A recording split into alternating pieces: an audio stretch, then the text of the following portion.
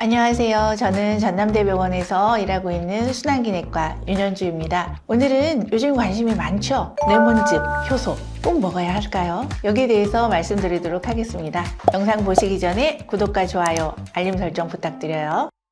저랑 같이 일하시는 분들 중에 아침마다 레몬즙과 올리브 한 스푼으로 미라클 모닝을 시작하는 분이 있습니다. 얼마나 효과가 있는지 물어봤어요. 아직 효과는 모르지만 아침이 상쾌한 것 같다. 대개는 장기적인 효과를 기대해 보려고 한다. 요즘에 홈쇼핑에도 워낙에 레몬즙 선전들이 많고 아침에 좀 힘들어서요. 제가 먹어봤는데요. 아직까지 뭐가 얼마나 좋아졌는지는 잘 모르겠습니다. 레몬즙을 드시는 이유는 그런 것 같아요. 비타민C, 폴리페놀 이런 것들이 항산화 효과가 있으니까 피부도 좀 밝아지고 혈관도 좀 건강해지고 노폐물 개선 효과들도 있고 노화를 늦추는 이러한 데에서도 이제 상당한 이슈가 되고 있어서요. 레몬을 먹고 젊어지자 이런 것들 때문에 레몬즙을 먹는 것이 아닌가 싶은데요. 레몬즙을 어떻게 먹는 게 좋을지 그리고 이걸 왜 먹어야 되는지 레몬즙의 효과가 기대되기는 하지만 정말 이게 약을 대체할 수 있을까 이런 것들 그래서 한번 살펴보려고 했습니다.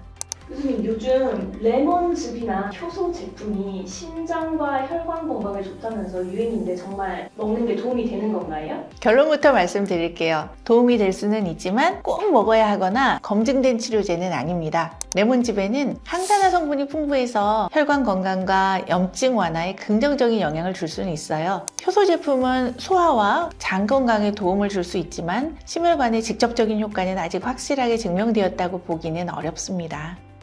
이러한 레몬즙이 심혈관 질환에 도움이 되는 기전은 무엇인가요? 레몬에 들어있는 비타민C, 플라보노이드 같은 항산화 성분은요, 몸속의 활성산소를 줄여서 혈관의 염증 반응을 줄여주고요, 혈압을 낮추는데 간접적인 기여를 할 수 있습니다. 구연산 성분이 알칼리성 대사를 촉진시키고 미네랄 흡수를 증가시켜서 칼륨과 마그네슘을 보충하는 이로움이 있기는 해요. 일부 소규모 연구에서는 레몬 성분이 혈압을 소폭 낮추거나 혈관 기능을 개선했다는 결과가 있습니다. 레몬 섭취하고 걷기 운동을 병행했을 때 혈압과 체질량 지수를 낮추었다는 2014년 일본 연구가 있고요. 비타민C 섭취량을 올려서 동맥의 탄력성을 유지시키고 산화 스트레스를 감소시켰다는 미국의 논문도 있기는 합니다. 이론적으로는 동맥경화 예방에 긍정적인 영향을 줄 수 있다는 것인데요. 대규모 임상 실험에서 입증된 결과는 아직까지는 부족한 편입니다. 효소에 대해서 말씀을 드리자면 파인애플 효소 많이 드시는데 브로멜라인이라고 하는 항염작용 그리고 혈액의 점도를 낮춘다고 하고 파파야 효소인 파파인 단백질을 분해해서 소화를 개선시킨다고 합니다. 프로테아제, 아밀라제, 리파제 등의 소화 효소들이 혼합된 제품들이 많이 나오고 있어요. 이들의 기전은 염증 조절을 통해서 만성 염증을 줄여주고 장기적으로 심혈관 위험을 줄일 가능성 그리고 실제 브로멜라인의 혈소판 응집 억제 작용에 대한 사례 보고가 있기는 했습니다.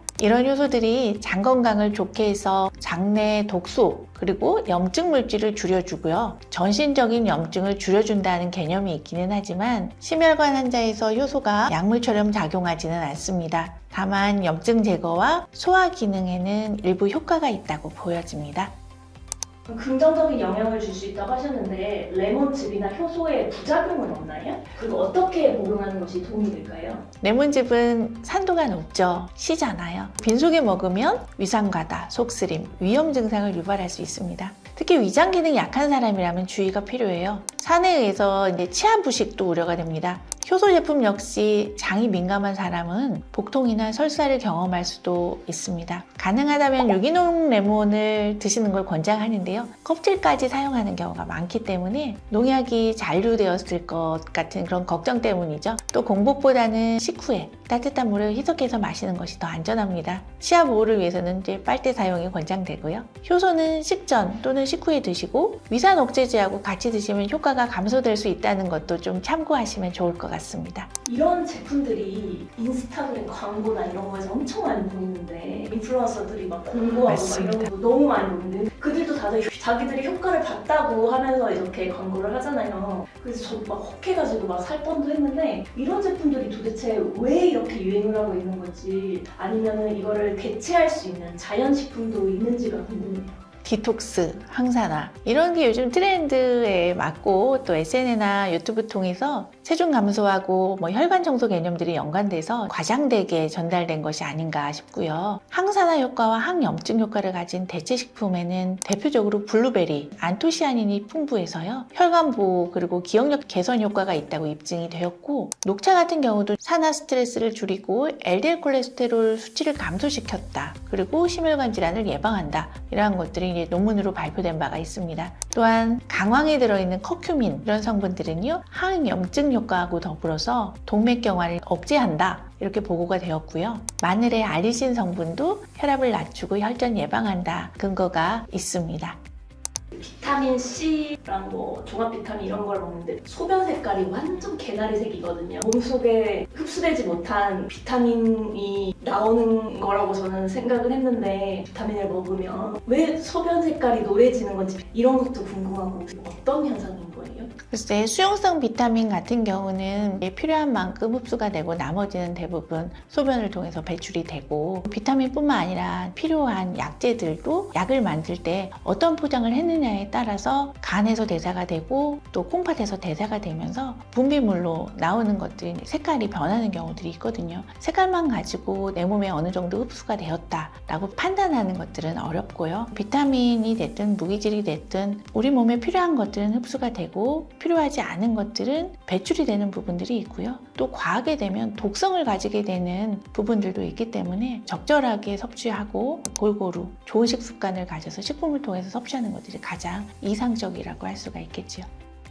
댓글에도 비타민C 메가도스 이러면서 엄청 고용량을 먹는 거기에서 매몰되신 분들이 많더라고요. 맞습니다. 암도 없어지고. 그건 근거가 없는 건가요? 사실은 이제 비타민C 메가도스에 대한 연구들도 있었고, 그리고 이게 한동안 유행하는 부분들도 있었어요. 이 비타민의 항산화 성분을 가지고 이것들을 많이 투여하면 항염 효과를 넘어서서 항암 효과까지 있고, 일반적으로 이제 비타민이 우리 몸의 조직을 만들 때 거기에서 또 조효소 역할들을 하기 때문에 또 세포 재생에도 또 효과가 있기 때문에 피부에도 직접 바르는 비타민 그리고 주사를 통해서 투입하기도 하는데요. 이게 메인스트림으로 가는 치료법이라기보다는요, 보조적으로 사용이 되어져야지 장기적으로 봤을 때는 약을 대체하지는 않는다. 보조적으로 효과는 어느 정도 인정이 되고 있다. 이 정도로 정리할 수 있을 것 같습니다. 하지만 심혈관 질환이 있거나 이런 분들은 약제를 또 먹고 상호작용이 있을 수 있으니까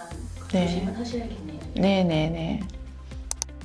올리브유는 왜 드시는 거예요? 저랑 같이 일하시는 분들 중에 아침마다 레몬즙과 올리브 한 스푼으로 미라클 모닝을 시작하는 분이 있습니다. 건강에 어떤 이로운 점이 있는 거예요? 좋은 기름이라고 하잖아요. 식물성 오일, 폴리페놀 같은 것들이 많이 들어있어서 거기서도 항산화 효과를 기대하고 올리브유를 드시고, 지중해식 식단을 보면 그쪽 동네에 사는 사람들이 사실은 식습관이 엄청 건강하다라고 할 수 없지만 올리브유를 많이 드시면서 혈관이라든지 심장 관련된 그런 성적들이 좋은 것들을 보면 지중해식 식단이 상당히 건강한 식단으로 알려져 있거든요.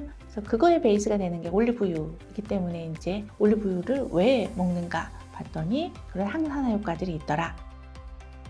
그러면 오늘은 이 레몬과 효소에 대해서 알아보았는데 혹시 정리해 주실 수 있을까요? 네, 레몬과 효소는 심혈관 건강에 도움이 될 수 있는 보조적 식품입니다. 하지만 의학적으로 검증된 치료법은 아니며 대체할 수는 없습니다. 혈관 건강을 위해서는 식이섬유, 항산화 식품, 운동, 수면, 스트레스 관리가 더 중요합니다. 레몬과 효소는 식생활 내 균형 있게 포함시키면 긍정적인 보완책이 될 수 있을 것입니다. 레몬처럼 상큼하고 효소처럼 부드러운 하루 되시기 바랍니다.